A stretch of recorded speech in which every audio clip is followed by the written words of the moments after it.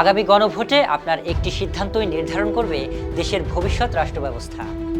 আপনি যদি হ্যাঁ ভোট দেন তাহলে যেসব পরিবর্তনের পথ খুলবে, চলুন সে বিষয়গুলো নিয়ে আলোচনা করা যাক।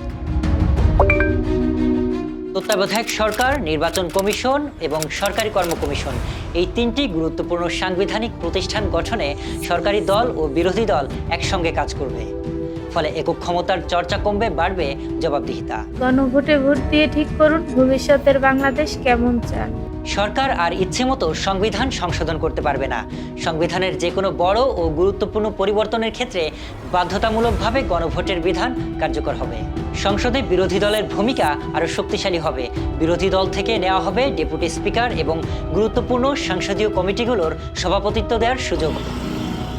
যত মেয়াদী হোক না কেন, কেউ সর্বোচ্চ 10 বছরের বেশি প্রধানমন্ত্রী থাকতে পারবেন না।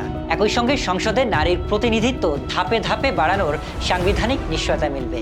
ক্ষমতার ভারসাম্য প্রতিষ্ঠার লক্ষ্যে সংসদে একটি উচ্চকক্ষ ও আপার হাউস গঠিত হবে। বিচার বিভাগ স্বাধীনভাবে কাজ করার সাংবিধানিক সুরক্ষা পাবে। একই সাথে নাগরিকদের মৌলিক অধিকার আরও বিস্তৃত হবে, যেমন ইন্টারনেট সেবা কোনোভাবেই বন্ধ করা যাবে না। দণ্ডপ্রাপ্ত কোনো অপরাধীকে রাষ্ট্রপতি আর ইচ্ছেমতো ক্ষমা করতে পারবেন না। রাষ্ট্রপতি ও প্রধানমন্ত্রীর ক্ষমতার মধ্যে সুস্পষ্ট ভারসাম্য থাকবে।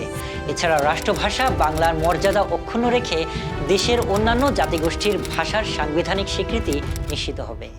শরীফ রাহাত, দেশকাল নিউজ।